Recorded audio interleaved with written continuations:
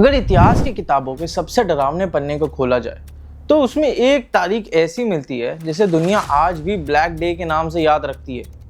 वो दिन जब जापान के शहर हिरोशिमा और नागासाकी पर ऐसा हमला हुआ था जिसने सिर्फ शहर नहीं, इंसानियत तक को झंझोर दिया था।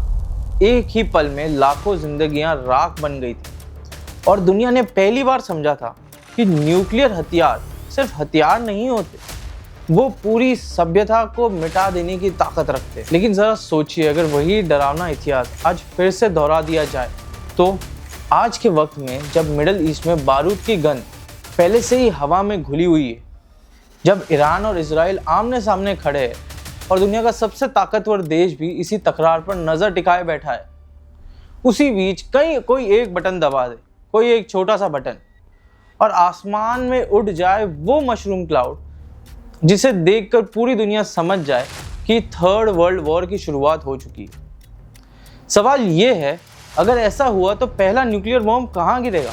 क्या ईरान इजराइल के किसी बड़े शहर जैसे तेल अवीव या हाइफा को निशाना बना सकता है, या फिर इजराइल जो पहले से ही हाईटेक मिलिट्री ताकत रखता है जवाब में ईरान के किसी बड़े मिलिट्री बेस या शहर पर हमला कर सकता है? अगर सच में ऐसा हुआ तो क्या होगा? क्या कुछ ही सेकंड्स में पूरा शहर आग के गोले में बदल जाएगा?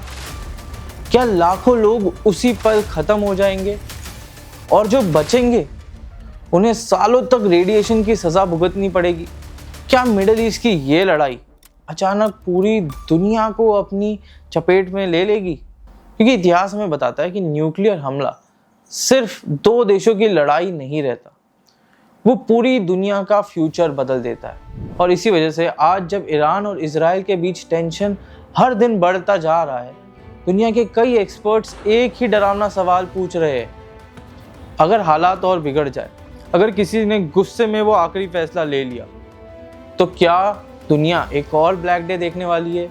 अगर थर्ड वर्ल्ड वॉर शुरू हो तो आखिर पहला न्यूक्लियर बॉम्ब कहाँ गिरेगा? आज की वीडियो में हम इसी सवाल का जवाब तलाशने की कोशिश करेंगे और समझेंगे वो डरावना सच जिसके बारे में पूरी दुनिया सोचने से भी डरती है। अभी आपने जो सवाल उठाया है कि अगर थर्ड वर्ल्ड वॉर शुरू हुआ तो पहले न्यूक्लियर बॉम्ब कहाँ गिरेगा, उस सवाल को समझने के लिए पहले एक और बड़ी सच्चाई को समझना ज़रूरी है।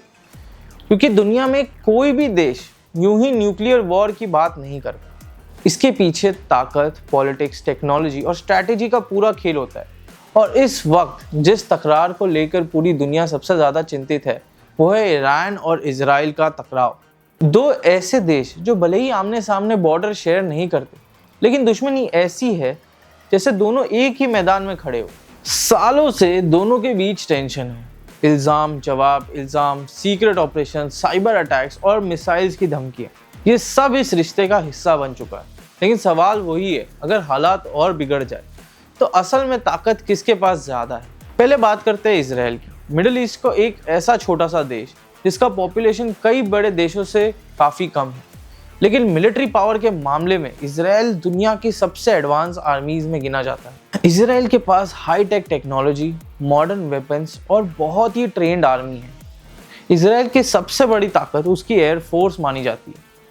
उसके पास मॉडर्न फाइटर जेट्स है जैसे F-35, F-16 जो दुनिया के सबसे एडवांस फाइटर एयरक्राफ्ट में गिने जाते हैं। इन प्लेन्स की खास बात यह है कि ये दुश्मन के रेडार सिस्टम से बचकर लंबी दूर तक हमला कर सकते हैं। इसके अलावा इजराइल के पास मिसाइल डिफेंस सिस्टम्स भी है जिससे दुनिया बहुत ध्यान से देखती है। आपने शायद आयरन डोम का नाम सुना होगा। ये सिस्टम आसमान से आने वाली मिसाइल्स को हवा में ही ख़त्म कर सकता है। कई बार ऐसा हुआ है कि जब हंड्रेड्स ऑफ रॉकेट्स इजराइल की तरफ फायर किए गए, लेकिन आयरन डोम ने उन्हें आसमान में ही ख़त्म कर दिया। लेकिन कहानी यहाँ ख़त्म नहीं होती। इजराइल के पास एक और ताकत है जिसके बारे में ऑफिशियली कभी खुलकर बात नहीं की गई है, लेकिन पूरी दुनिया जानती है कि वो मौजूद है। वो है इजराइल का न्यूक्लियर प्रोग्राम। कई इंटरनेशनल रिपोर्ट्स के मुताबिक माना जाता है कि इजराइल के पास डजन्स ऑफ न्यूक्लियर वेपन्स हो सकते हैं। हालांकि इजराइल ने कभी ऑफिशियली इसे कंफर्मेशन नहीं दी है, लेकिन एक्सपर्ट्स मानते हैं कि अगर हालात बहुत ज़्यादा ख़राब हो गए तो इजराइल के पास न्यूक्लियर वेपन्स यूज करने की भी कैपेबिलिटी है। अब जरा दूसरी तरफ देखते हैं, यानी ईरान। ईरान मिडिल ईस्ट का एक बड़ा और बहुत ही इन्फ्लुएंशियल कंट्री है। पॉपुलेशन, एरिया और रिसोर्सेस के मामले में ईरान इजराइल से काफ़ी बड़ा है। उसकी आर्मी भी काफ़ी बड़ी है। लेकिन ईरान की असली ताकत सिर्फ उसकी आर्मी नहीं, बल्कि उनकी मिसाइल टेक्नोलॉजी मानी जाती है। ईरान ने पिछले कई सालों में लॉन्ग रेंज बैलिस्टिक मिसाइल्स पर काफ़ी काम किया है।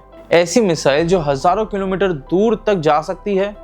कुछ रिपोर्ट्स के मुताबिक ईरान की मिसाइल्स इजराइल तक आसानी से पहुंच सकती है, और इसकी वजह से जब ईरान अपनी मिसाइल्स को टेस्ट करता है तो सिर्फ मिडिल ईस्ट ही नहीं, बल्कि पूरी दुनिया की नज़रें उस पर होती है। लेकिन सबसे बड़ा विवाद ईरान के न्यूक्लियर प्रोग्राम को लेकर हो रहा है। ईरान का कहना है कि उनका न्यूक्लियर प्रोग्राम सिर्फ एनर्जी और साइंटिफिक रिसर्च के लिए है, लेकिन कई वेस्टर्न कंट्रीज और इजराइल का मानना है कि Iran secretly nuclear weapons develop करने की कोशिश कर रहा है। इसी शक की वजह से पिछले कई सालों में ईरान पर कई हैवी इकोनॉमिक सैंक्शंस लगाए गए हैं। कई बार इंटरनेशनल एजेंसीज ने उसकी न्यूक्लियर साइट्स का इंस्पेक्शंस भी किया, लेकिन बहस आज भी खत्म नहीं हुई है। इसीलिए इजराइल बार बार वार्निंग देता है कि अगर ईरान ने न्यूक्लियर वेपन्स बना लिए तो वो मिडिल ईस्ट के लिए सबसे बड़ा खतरा बन सकता है। अब सोचिए, एक तरफ हाईटेक मिलिट्री और न्यूक्लियर कैपेबिलिटी वाला इजराइल, और दूसरी तरफ मिसाइल्स और रीजनल इन्फ्लुएंस है पावरफुल ईरान। अगर कभी इन दोनों के बीच डायरेक्ट वॉर शुरू हो गई तो क्या होगा? कई एक्सपर्ट्स मानते हैं कि शुरुआत शायद कन्वेंशनल वेपन से ही होगी, मिसाइल्स, ड्रोन्स, एयर स्ट्राइक्स। लेकिन अगर हालात कंट्रोल से बाहर हो गए, अगर किसी देश को लगा कि अब उसके एग्जिस्टेंस पर खतरा है, तब उसे सबसे खतरनाक ऑप्शन सामने आ सकता है, वो है न्यूक्लियर अटैक। और यहीं हिस्ट्री का सबसे डरावना चैप्टर याद आता है, वो दिन जिसे दुनिया आज भी भूल नहीं पाई। 1945 सेकेंड वर्ल्ड वॉर अपने आखिरी दौर में था। दुनिया पहले ही लाखों मौत देख चुकी थी, लेकिन जो होने वाला था उसके बारे में शायद ही किसी ने सोचा था। 6 अगस्त 1945 की सुबह आसमान में एक अमेरिकन बॉम्बर प्लेन उड़ रहा था। उस प्लेन में एक ऐसा हथियार था जो पहले कभी यूज नहीं हुआ था, एक न्यूक्लियर बॉम्ब।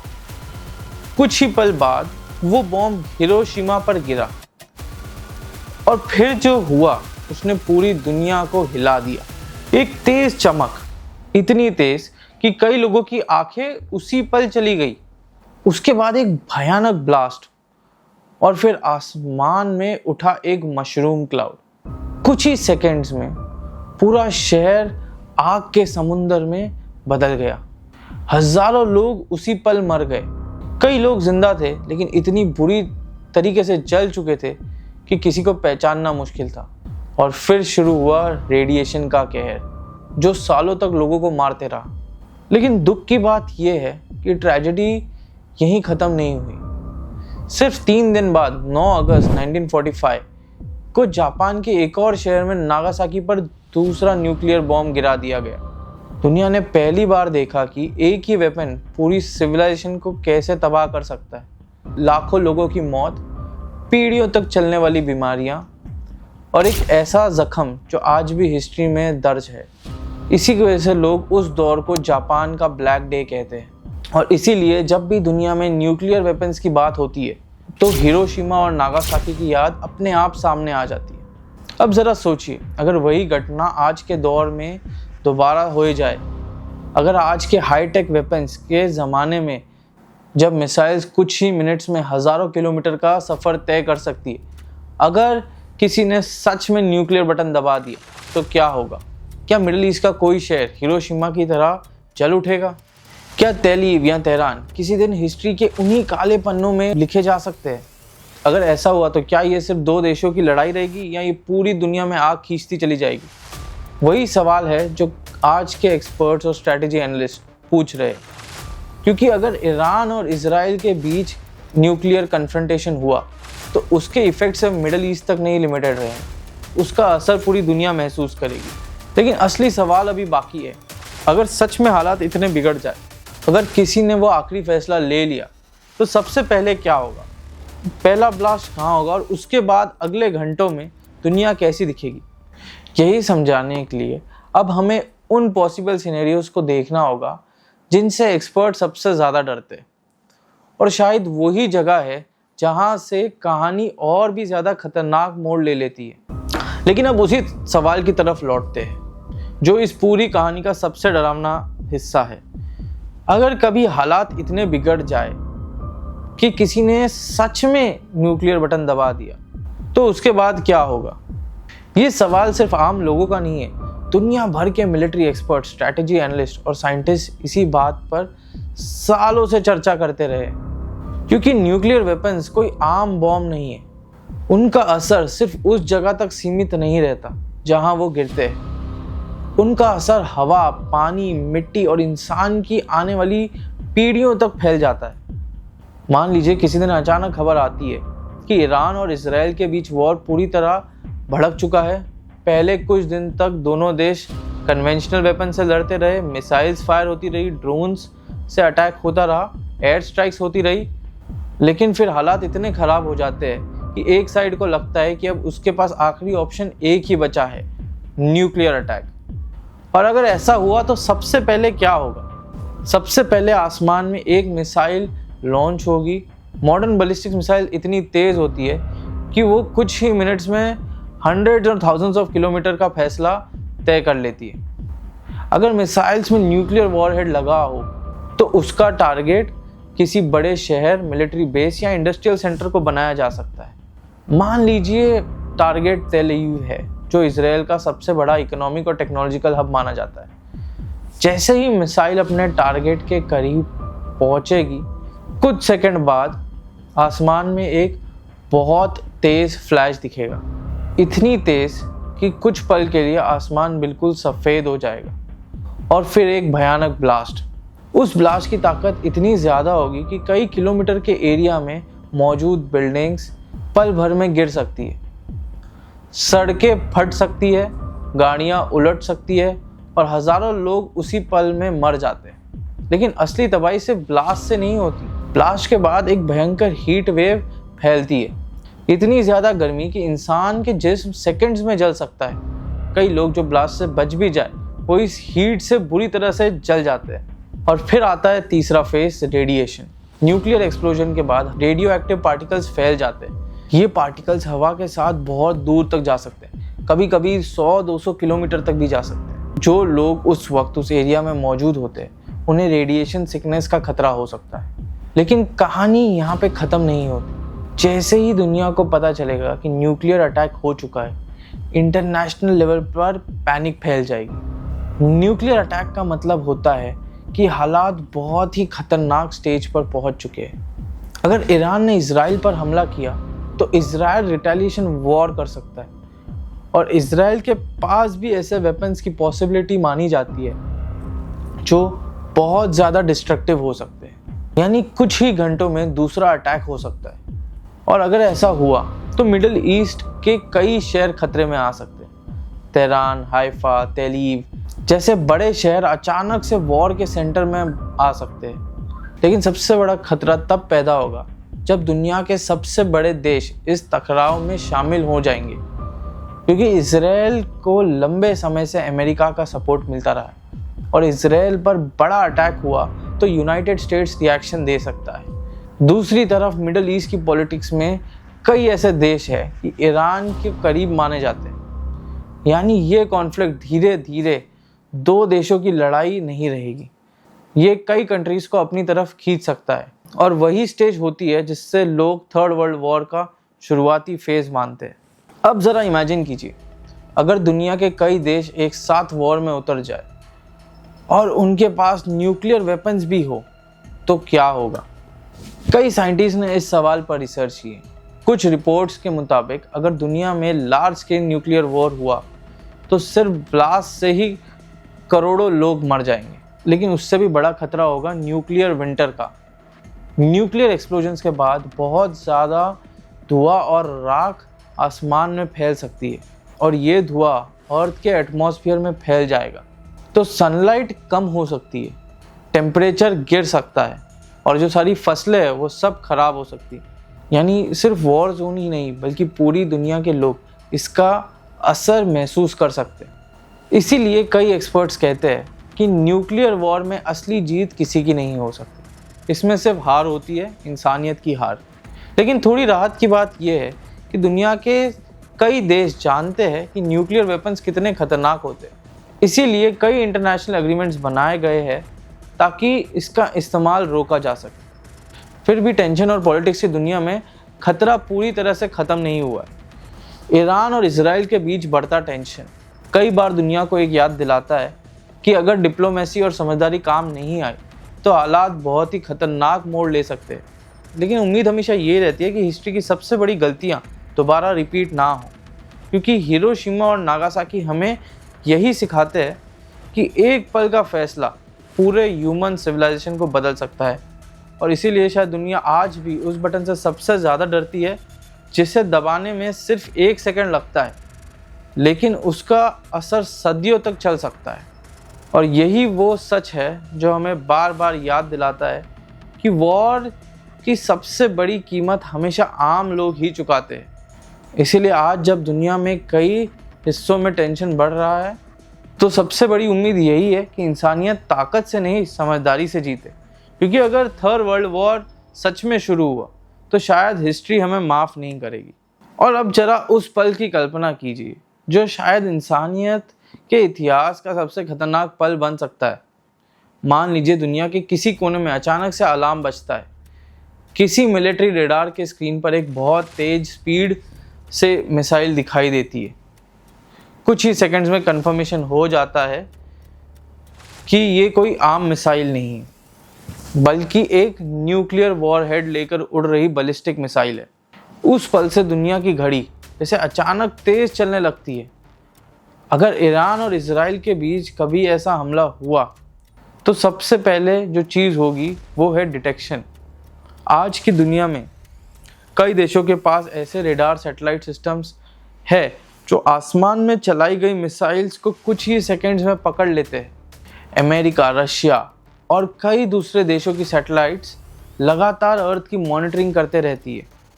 जैसे ही मिसाइल्स लॉन्च होती है दुनिया के कई कमांड सेंटर्स में तुरंत वार्निंग पहुंच जाती है।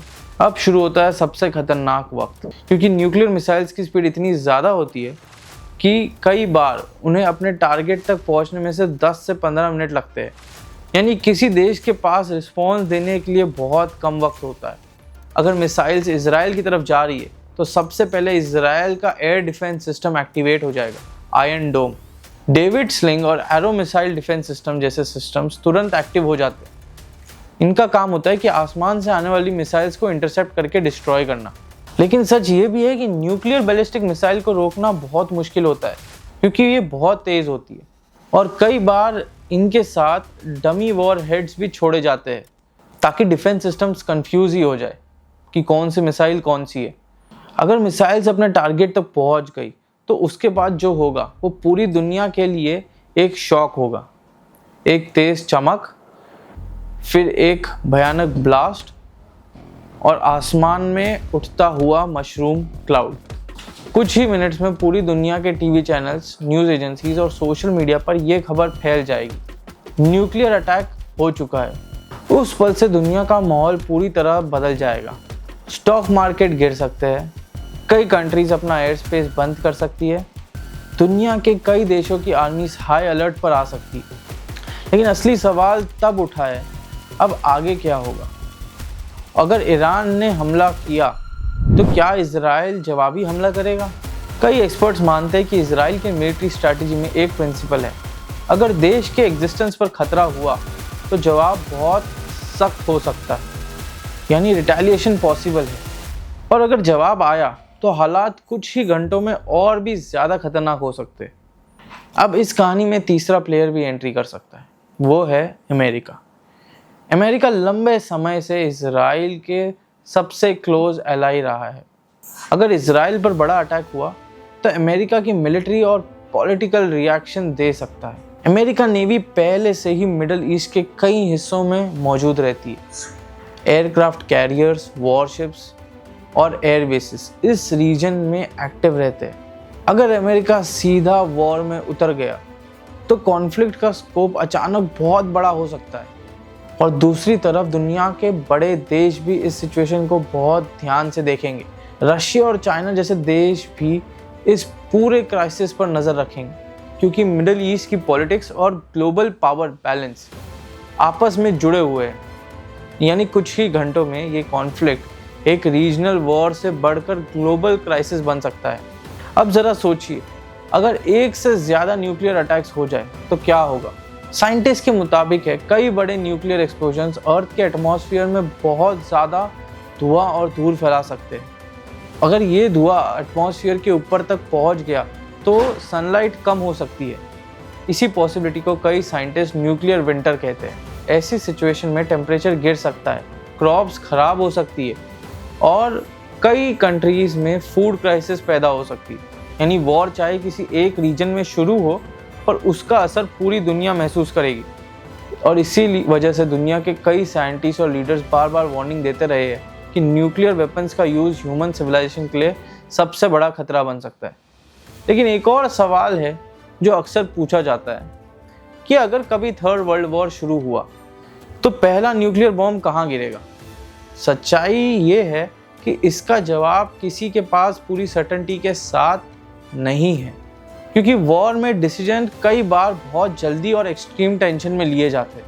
लेकिन हिस्ट्री हमें एक बात ज़रूर सिखाती है, जब हिरोशिमा और नागासाकी पर बॉम्ब गिरा था तो वो शायद किसी ने नहीं सोचा था कि वो घटना आने वाली पीढ़ियों के लिए इतनी बड़ी वार्निंग बन जाएगी। आज भी दुनिया के कई शहरों में मेमोरियल्स बने हुए हैं जो हमें याद दिलाते हैं कि वॉर की असली कीमत क्या होती है।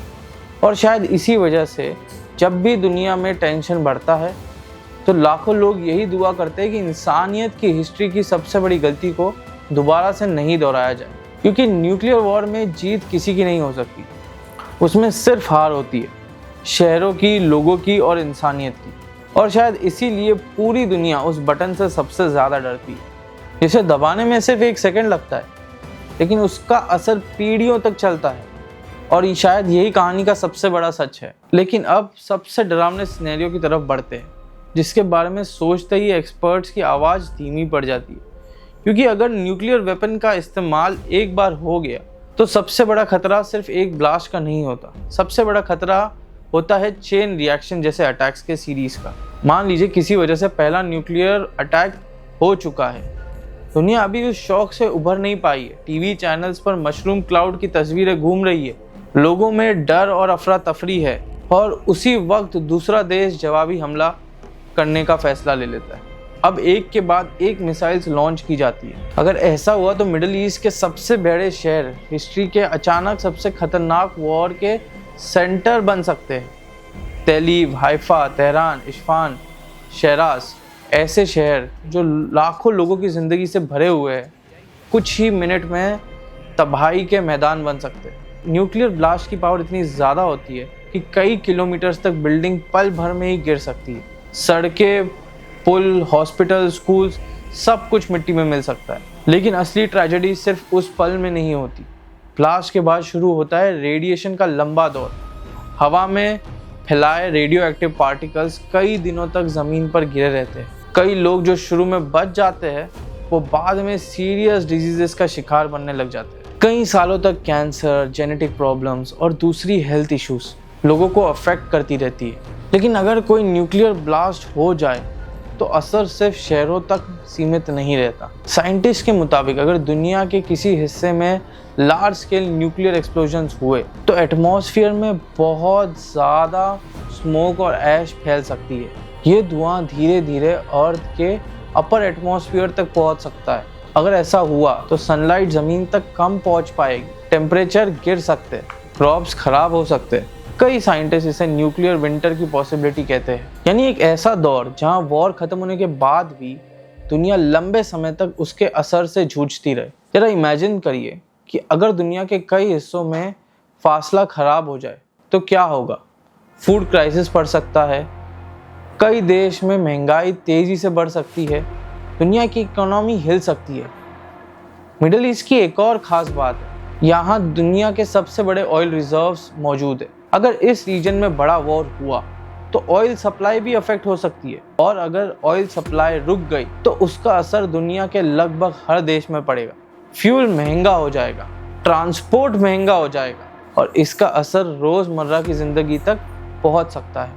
अब जरा सोचिए कि असली सिचुएशन में इंडिया जैसे देश पर ऐसा असर पड़ेगा तो क्या होगा। इंडिया शायद सीधा इस वॉर का हिस्सा ना हो, लेकिन दुनिया की इकोनॉमी आपस में इतनी जुड़ी हुई है कि किसी भी बड़े क्राइसिस का इफेक्ट हर कंट्री तक पहुंचता है। अगर ऑयल प्राइसेस अचानक बहुत बढ़ गए तो इंडिया में भी पेट्रोल और डीजल महंगा हो जाएगा। अगर ग्लोबल ट्रेड डिस्टर्ब हुआ तो कई इंडस्ट्रीज पर ऐसा असर पड़ सकता है, यानी हजारों किलोमीटर दूर होने के बावजूद एक वॉर का इफेक्ट यहाँ तक महसूस हो सकता है। और इसी वजह से दुनिया के कई लीडर्स और साइंटिस्ट बार बार वार्निंग देते रहे हैं कि न्यूक्लियर वेपन्स को पूरे ह्यूमन सिविलाइजेशन के लिए खतरा बन सकता है। लेकिन इस पूरी कहानी में एक और बात समझना बहुत ज़रूरी है।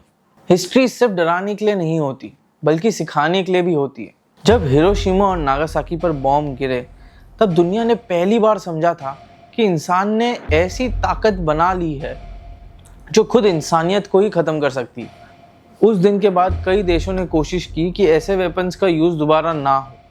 आज दुनिया में कई इंटरनेशनल एग्रीमेंट्स और रूल्स हैं ताकि न्यूक्लियर वेपन्स का स्प्रेड और यूज़ कंट्रोल किया जाए। और शायद इसीलिए इतने टेंशन के बावजूद आज तक दुनिया ने दोबारा न्यूक्लियर वेपन्स का रियल वॉर में कोई यूज़ नहीं किया है। लेकिन खतरा पूरी तरीके से ख़त्म नहीं हुआ। ईरान और इजराइल जैसे कॉन्फ्लिक्ट्स हमें बार बार याद दिलाते हैं कि अगर पॉलिटिक्स और डिप्लोमेसी फेल हो जाए तो हालात कितने ख़राब और ख़तरनाक हो सकते हैं। और शायद इसीलिए पूरी दुनिया उस एक बटन से डरती है जिसके दबाने में सिर्फ 1 सेकंड लगता है, लेकिन उसका असर सदियों तक चल सकता है। क्योंकि वॉर में जीत शायद किसी एक देश की नहीं हो सकती, लेकिन न्यूक्लियर वॉर में हार हमेशा इंसानियत की होती है। और यही शायद इस कहानी का सबसे बड़ा मैसेज है। हिस्ट्री हमें वार्निंग देती है कि ताकत होना और उसका इस्तेमाल करना दो अलग बातें हैं। हिरोशिमा और नागासाकी के बाद दुनिया ने सीखा कि कुछ वेपन्स ऐसे होते हैं जिनका यूज़ करना ही सबसे बड़ी हार बन सकता है। इसीलिए जब भी दुनिया में टेंशन बढ़ता है तो उम्मीद यही रहती है कि इंसान अपनी सबसे बड़ी ताकत समझदारी को ना भूले। क्योंकि कभी अगर थर्ड वर्ल्ड वॉर सच में शुरू हुआ और पहला न्यूक्लियर बॉम्ब सच में गिरा तो शायद उस दिन सिर्फ एक शहर नहीं जलेगा, शायद उस दिन पूरी दुनिया का फ्यूचर दांव पर लग जाएगा।